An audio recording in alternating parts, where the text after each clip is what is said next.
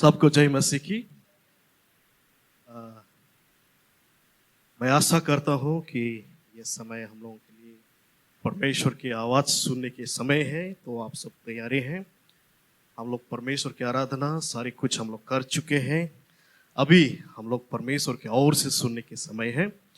Pastor जी ने already बताया है कि विशेष करके आज का दिन जो है एकदम सोने के लिए और अच्छा दिन है, तो बहुत सारा लोगों को शायद थोड़ा थोड़ा नींद भी आता होगा, लेकिन थोड़ा सा धीरज रखिए और परमेश्वर आपसे क्या कहना चाहते हैं उसको थोड़ा ध्यान से सुनिए। तो मैं आशा करता हूँ आप लोग जरूर आशीषित होके यहाँ से चला जाएंगे। अगर आप पहले से ही मन में तैयारी करके सोच के आया है कि तो कुछ नहीं पा सकेंगे, इसलिए यह समय है हम लोग परमेश्वर की ओर सुनने के लिए। तो आइए हम लोग इस समय परमेश्वर के वचन को देखेंगे और सुनेंगे। मैं सबसे पहले हम लोग का परमेश्वर को मैं धन्यवाद देना चाहूँगा आज के दिन के लिए। उसके साथ साथ हम लोग का सीनियर पास्टर हम लोग के बीच में नहीं है, मैं धन्यवाद देना चाहूँगा इस समय को देने के लिए। उसके साथ साथ हम लोग पास्टर प्रकाश को मैं धन्यवाद दूंगा, और आज जितने भी लोग यहाँ पर आए हैं सबको मेरे हृदय से मैं परमेश्वर के नाम में मैं धन्यवाद देता हूँ। आइए हम लोग परमेश्वर के वचन को सुनेंगे और आज परमेश्वर जो आपसे कहना चाहते हैं उसको लेते हुए हम यहाँ से चला जाएंगे। हम सबको मालूम है आजकल जब भी हम लोग फेसबुक खोलते हैं या जो कुछ भी यूट्यूब खोलते हैं, जहाँ पर भी मसीह की सतावत के बारे में हम लोग देखने के लिए पाते हैं। रिसेंटली अभी सबसे बड़ा जो मुद्दा हो रहा है वो है आसाम में। शायद आसाम का स्टूडेंट लोगों को मालूम नहीं है, हेमंत बिस्वा जो चीफ मिनिस्टर है उसने एक चिट्ठी लिखा है सारा डिस्ट्रिक्ट में कि सारे जितना भी चर्चेस हैं उसमें सर्वे करे, किसने उसको बनाया है, कब बनाया है, किसका जमीन है, किस प्रकार से वो लोग मसीह में आया है, इन सारा जानकारी लेने के लिए उसने अभी लोग लगाया है। उसके साथ साथ कार्बी आंगलोंग, जो लोग कार्बी आंगलोंग जानते हैं शायद सनविल को मालूम है, कार्बी आंगलोंग में एक नेपाली था जो मिशनरी के रूप में गया था, तो उसको अभी वहां से भगा रहा है और बहुत सारा लोग मसीह में आने के कारण उसको दोषी ठहरा रहा है कि तुम्हारे वजह से यहाँ का लोग यीशु मसीह को विश्वास करने लगा है, इसीलिए तुम यहां से भाग जाओ, नहीं तो जितना भी विश्वासी हुआ है सारे लोगों को फिर से अब पहले जैसे आपको कन्वर्ट करना पड़ेगा, मतलब मसीह को छोड़ के फिर से आपको वापस आना पड़ेगा। इस प्रकार का वो लोग बोल रहा है। हम जब भी फेसबुक को देखते हैं, न्यूज को देखते हैं, सारे समय में हम इस प्रकार का न्यूज को हम लोग देखते हैं, है ना, कहां पर क्या हो रहा है नहीं हो रहा है। विशेष करके मसीह लोगों का सतावत के बारे में हर जगह में वो होते हुए हम लोग देखने के लिए पाते हैं। अगर हम लोग पहला चर्च में पहला मंडली को हम लोग देखते हैं, यीशु मसीह का जन्मदिन से ही ये शुरू हुआ है। आप लोगों को मालूम है जब यीशु मसीह जन्म हुआ था उसी समय हेरोद राजा ने सारे उस पैलेस्टाइन का 2 साल का नीचे वाला सारे बच्चा को खत्म कर दिया था, है ना। अब सबको मालूम है सारे बच्चा लोगों को खत्म कर दिया था। उसके बाद हम लोग देखते हैं यीशु मसीह खुद उसका जब वो प्रचार के समय में था उसी समय यीशु मसीह को भी मार डाला गया, हम लोग जानते हैं। और उसके साथ साथ कुछ यीशु मसीह मरने के जाने के बाद भी हम लोग देखते हैं पतरस लोग, यूहन्ना लोग, जितने भी परमेश्वर का दास दासी थे सारे लोगों को सताया गया था। नेरो से लेकर, है ना, रोमन का जो शासन के काल में क्रिश्चियन लोगों को इस प्रकार टॉर्चर किया गया था। आप अगर इतिहास को पढ़ेंगे तो अभी जो हो रहा है ये कुछ भी नहीं है जो उस समय हुआ था। किस प्रकार का वो लोग सतावट करता था, जिंदा आग में जलाता था, एक सिंहों के सामने इंसान को जिंदा फेंक देता था, किसी को क्रूस में लटकाता था, किसी का चमड़ा को उठा के नमक डालता था बोल के हम लोग सुनते हैं। कोई वैसे ही तेल में फ्राई करके भी खत्म करता है बोल के सुना है, किसी का गला काट देता है। ये बहुत कुछ हम लोग चर्च का जो इतिहास में अगर हम लोग पढ़ के देखते हैं तो ये सारे कुछ हुआ है। तो अगर हम देखें तो आज जो हो रहा है उससे पहले ऑलरेडी हो चुका है। और रिसेंटली हम लोग इंडिया में भी देखते हैं, है ना। इंडिया में आप लोगों को मालूम है जब 1784 में जब टीपू सुल्तान इंडिया को जो वो रूल करने के समय में, ठीक है, मंगलोर बोलने वाला जगह में जो कैथलिक लोग था उस समय का टोटल थोड़े से क्रिश्चियन था, तो उसी में 60,000 क्रिश्चियन लोगों को उसने बंदी बनाया था। उसके बाद सिर्फ बंदी नहीं बनाया था, उसने क्या किया मालूम है?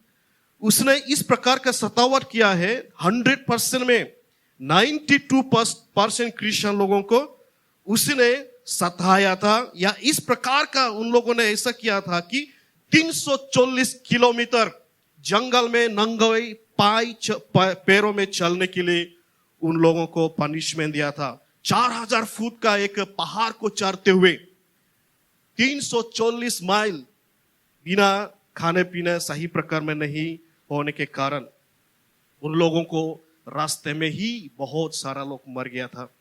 सिर्फ 60,000 में सिर्फ ऐसे ही 7,000 जैसा लोगों ही बचा था, ठीक है। और उस रास्ता को चलने के लिए वो 6 सप्ताह से ज्यादा लगा था।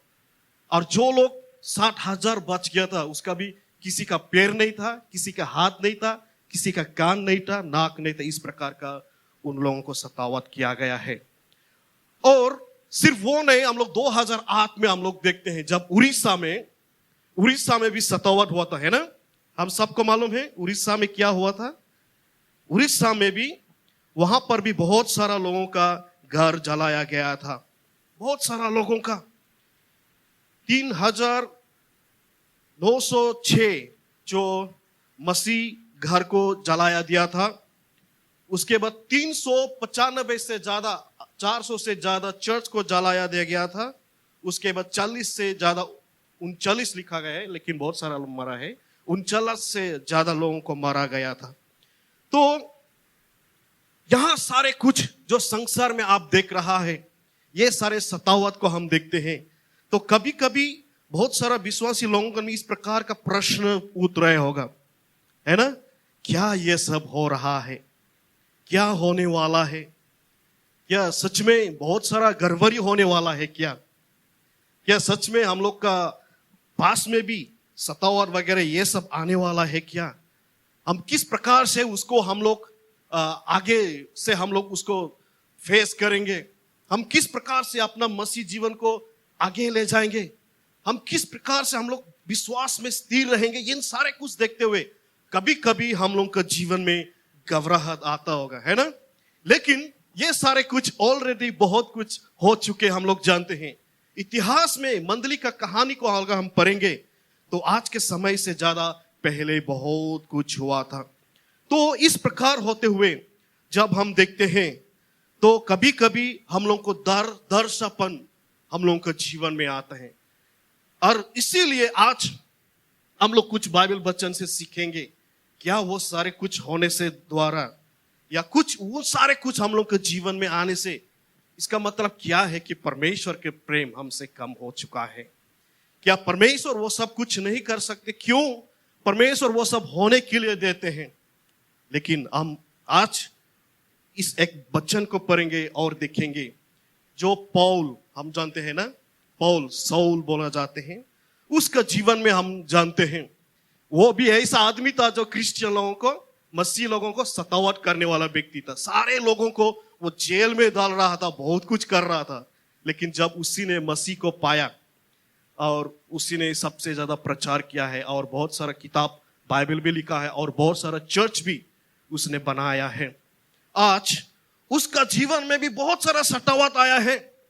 हम सबको मालूम है ना, यहां से वहां विचार करने के लिए इस राजा से उधर राजा, इससे करते करते उसके जीवन में बहुत सारा सतावट को आया है। और उसी समय में अगर वो उसने जो अपने जीवन में एक्सपीरियंस किया है इस सतावट के बारे में, उसी को रोमियो किताब में उसने लिखा हुआ है कि हम जब इस प्रकार के सतावट वगैरह आते हैं तो हम किस प्रकार से हम लोग के जीवन को आगे ले जाना है। और उसी ने कुछ बातों के द्वारा हमें इनकरेज किया है। तो आइए हम इस समय एक बाइबल वचन को पढ़ेंगे। रोमियो की किताब, अगर आपके पास बाइबल है तो मेरे साथ आप पढ़ सकते हैं। रोमियो की किताब 8 का 31 से 39 को हम लोग देखेंगे। The book of Romans chapter 8 31 through 39 को हम लोग पढ़ेंगे। अगर आपके पास बाइबल है तो, किसी का पास अगर हिंदी बाइबल है तो इसको पढ़ने के लिए हमें सहायता करें।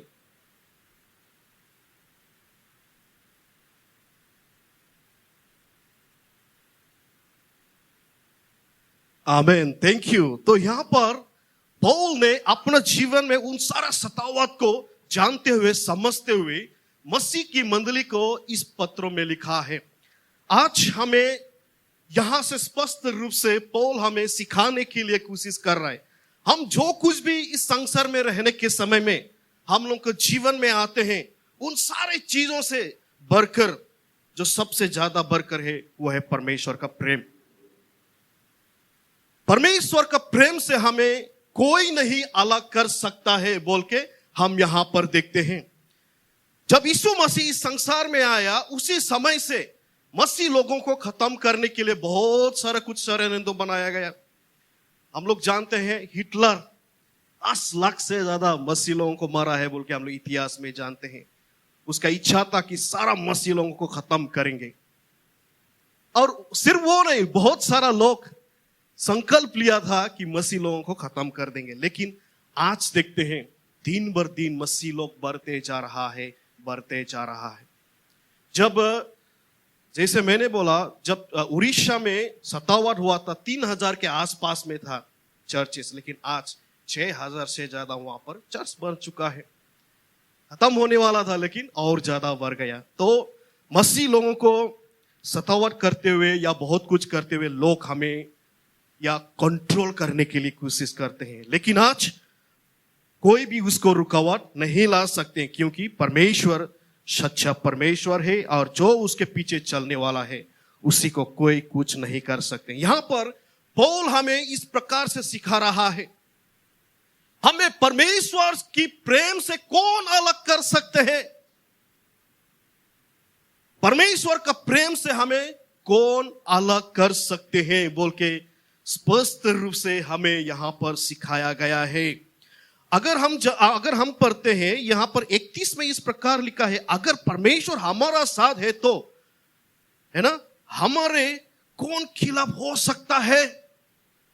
जो परमेश्वर इस सारा सृष्टि का मालिक है, जिसने आपको और हम सबको बनाया है, जो सारे कुछ परमेश्वर के इच्छा के द्वारा चलते हैं, उसके इच्छा के बिना कुछ नहीं हो सकते हैं। जो वर्तमान भविष्य सारे कुछ उसके हाथ में है।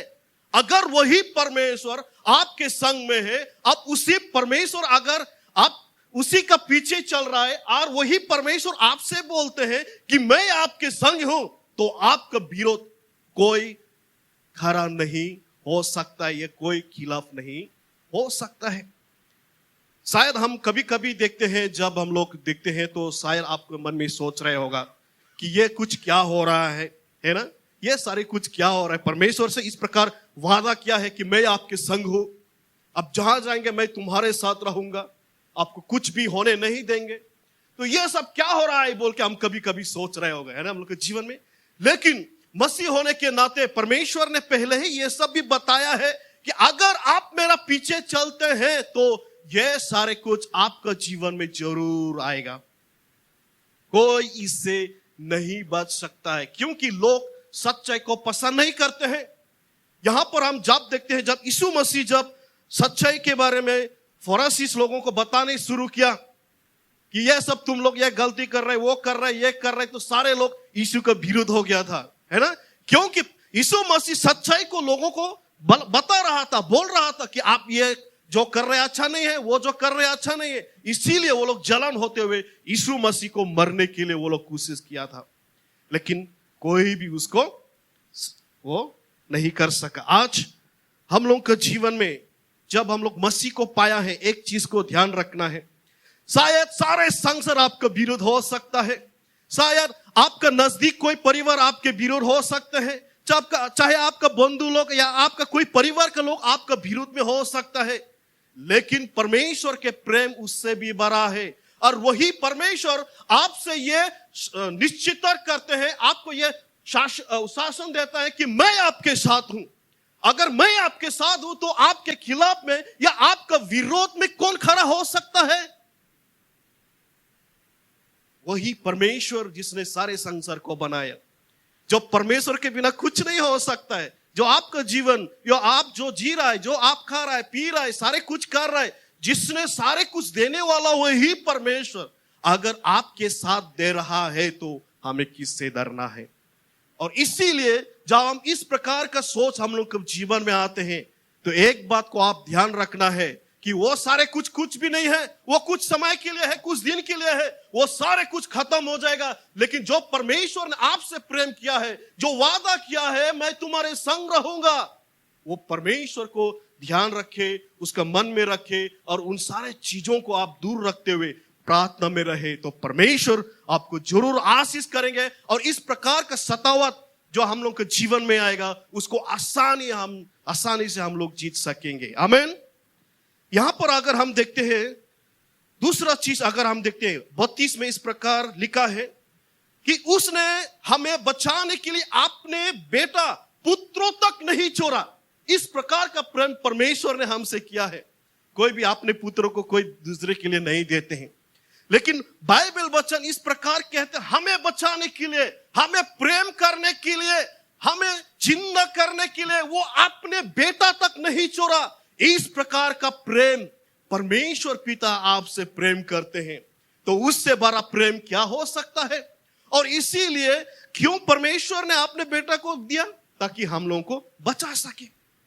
देखिए बहुत सारा लोग इसको नहीं जानते हैं। हम लोग विश्वासी लोग बोल के हम लोग जानते हैं, लेकिन दूसरा का लोग में बहुत सारा ये मन में एक समस्या है। उन लोगों को मालूम नहीं होता कि हम लोग मरने के बाद क्या होने वाला है। कोई बोलता है कुत्ता बन जाएगा, कोई बोलता है हड्डी बन जाएगा, कोई बोलता है चूहा बन जाएगा। अगर आप बड़ा बड़ा काम किया तो शायद एक दिन डायनासोर भी बन जाएगा। लेकिन ये सब बेकार के बात है। किसी ने उसको प्रूफ नहीं कर पाया और किसी का पास प्रूफ भी नहीं है। लेकिन मसीह में यीशु मसीह ने खुद बोला है और खुद मर के भी वो जी उठा और 40 दिन तक इस संसार में रहते हुए ये प्रूफ दिया है कि सच में यीशु मसीह में विश्वास करने वाला लोग मर के भी जिंदा हो सकता है। उससे बड़ा क्या प्रूफ हो सकता है? बहुत सारा लोग बोलते हैं कि स्वर्ग में कौन गया कौन आया अभी तक किसी को मालूम नहीं है, तो उसमें क्या विश्वास करना है? किसी का हम लोग बहुत बड़ा लोग बोल के गया है ना, मैं 3 दिन के बाद जीवित आऊंगा, फिर इतना साल के बाद मैं फिर से आऊंगा, ये करूंगा वो करूंगा। किसी का नहीं हुआ। लेकिन यीशु मसीह हम खुद जानते हैं वो स्वर्ग से उतर के आया और फिर से स्वर्ग में गया है और इसीलिए वहां से आया और फिर चला गया बोल के इन सारे बातों को हमें सिखाने के लिए वो सक्षम हुआ। आज हम लोगों का जीवन में एक चीज को ध्यान रखना कि परमेश्वर आपसे कितना प्रेम करते हैं। शायद हम लोग कभी कभी हम लोग का शरीर के द्वारा या कुछ हम लोग का परिवार का समस्या के द्वारा या कुछ हम लोग को जो सतावट वगैरह आते हैं तो सोच रहे होगा कि ये क्या चल रहा है। लेकिन परमेश्वर जो आपसे प्रेम करते हुए इस शरीर से नहीं, इस शरीर से परमेश्वर प्रेम नहीं करते, लेकिन आपका क्या से प्रेम करते हैं? हाँ, किससे प्रेम करते हैं परमेश्वर?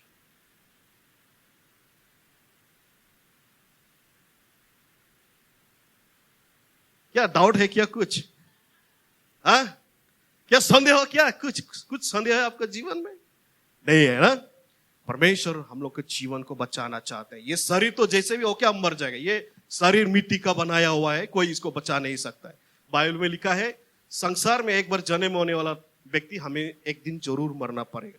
ओके, सो इसीलिए उन सारे चीज को हम कभी कभी नजरअंदाज करना है।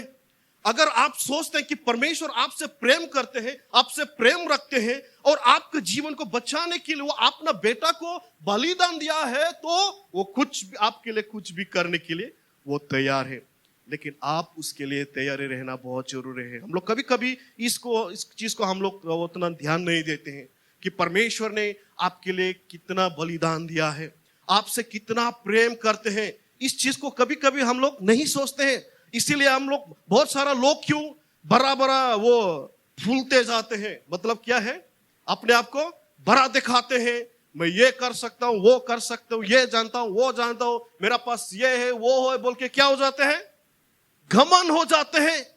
लेकिन सच में उन लोगों को यह मालूम नहीं है कि परमेश्वर उसको आशीष नहीं करने से उसके पास कुछ भी नहीं है। बाइबल में लिखा है, ज्ञानी या सारे कुछ धन संपत्ति सारे कुछ परमेश्वर का है। अगर वो किसी को देना चाहते तो देगा, नहीं देने से आप अपने आप से कभी भी उसको नहीं पा सकते। सारे कुछ परमेश्वर की आशीष की द्वारा होते हैं, लेकिन हम लोग उसको कभी कभी भूल जाते हैं। हम कुछ भी नहीं है जब तक परमेश्वर हम लोग का जीवन में नहीं है। आप एक मृत्यु व्यक्ति का समान है, क्योंकि जब तक परमेश्वर का प्रेम या उसका आत्मा आपके अंदर में नहीं आते हैं, आप एक मरा हुआ व्यक्ति का समान है जो कुछ काम नहीं देने वाला है। आज परमेश्वर ने हम सबको बचाने के लिए अपने बेटा को नहीं छोड़ा। इस प्रकार का प्रेम उसने किया है। इसीलिए इस प्रेम को आप ध्यान रखें और हमेशा सोचे, जब भी आपका परिवार में या आपके जीवन में, आपके कामों में, सारे कुछ में, मिनिस्ट्री में अगर इस प्रकार का कुछ तकलीफें आते हैं तो उस प्रेम को याद करें जो परमेश्वर ने आपसे प्रेम किया है। उस प्रेम के सामने ये सारे कुछ भी नहीं है। और इसीलिए हमें उस प्रेम को धीर रखते हुए, उसी को पकड़ते रहते हुए हमें आगे बढ़ना बहुत जरूरी है। और यहां पर अगर हम 33 में इस प्रकार देखते हैं, परमेश्वर के चुने हुए लोगों को कौन दोष लगा सकते हैं। चुना हुआ बोलने से बहुत इंपॉर्टेंट होते हैं ना। चुना हुआ बोलने से हम लोग देखते हैं, हम जितना भी सारे लोग यहां पर आए हैं, आपका स्पेशली लड़की लोग है ना, क्लिप्स से लेकर या छोटा सा चीजों से लेकर सारे कुछ यहां पर जितना भी रखा गया है, कोई भी ऐसा चीज है जो बिना आप चुने लेकर आए हैं। इस प्रकार का कोई भी चीज मुझे बताइए कि आपने बिना चुने आपको खरीद के लाए हैं, बिना देखे, बिना समझे उठाया लाया। ऐसा कुछ भी चीज है, कुछ भी दिखाई देता है यहाँ पर? एक भी चीज ऐसा नहीं है जो आप चुने नहीं है। अब जब उसको देखा, अच्छा लगा, पसंद आया, सेटिस्फाइड हुआ, तो आप उसको उठा के लाया। आपका बाल का डिजाइन के भी, चूल का डिजाइन का भी आपका इच्छा के अनुसार होता है।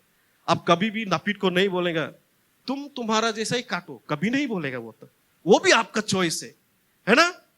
सारे कुछ एक चॉइस, एक बहुत इंपॉर्टेंट होते हैं। एक चुना हुआ चीज हमेशा इंपॉर्टेंट होते हैं। आप उसको देखते हुए पसंद करने के बाद ही हम उसको लेते हैं। कोई भी ऐसा चीज नहीं है जो हम लोग बिना पसंद के लेते हैं। आज परमेश्वर ने आपको चुना बोलने से कितना बड़ा बात है।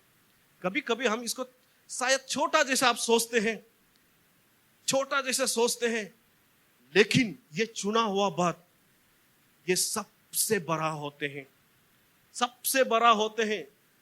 अगर हम लोग इंडिया में देखें, कितना करोड़ लोग हैं मालूम है? इंडिया में कितना करोड़ लोग हैं अभी वर्तमान में? 140 करोड़ का आसपास में है। उसमें से क्रिश्चियन का परसेंटेज कितना है मालूम है? 3 पॉइंट भी नहीं है, 3% भी नहीं है, 2.6 समथिंग परसेंट सिर्फ वहां पर उतना। तो आप देखिए, सोचिए, उसमें से आप क्रिश्चियन है, उसमें से आप यीशु को पीछे चलने वाला व्यक्ति है। बहुत बड़ा बड़ा स्टार, करोड़ करोड़ रुपया वाला लोग है इस संसार में, फिल्म स्टार लोग है, बहुत ज्ञानी विद्वान साइंटिस्ट लोग है, बहुत सारा बड़ा बड़ा वो करने वाला लोग है। आज वो लोगों का जीवन में ये चांस नहीं मिला कि वो यीशु को जाने, लेकिन आप और हम लोग जैसा लोगों को परमेश्वर ने चुना है। तो एक्चुअली अगर हम देखें तो उससे भी इंपॉर्टेंट परमेश्वर का आंख में आप और हम है। और इसीलिए हमें घमंड होना है परमेश्वर में। इसीलिए हमें घमंड होना है कि परमेश्वर ने मुझे चुना है। परमेश्वर का व्यक्ति बोलने से वो अलग होते हैं। आप लोग, जब हम इस संसार में रहते हैं, हम लोग इस चीज को महत्वपूर्ण का हम लोग नहीं समझते हैं, इसीलिए वैसे ही चलते हैं, जाते हैं, सब कुछ करते हैं। लेकिन परमेश्वर का चुना हुआ बोलने से एक बहुत बड़ा जो उसका हम लोग कल्पना भी नहीं कर सकते हैं। परमेश्वर का लोग बोलने से हम लोग स्वर्ग का लोग हैं। परमेश्वर का लोग बोलने से हम परमेश्वर का बेटा बेटी है।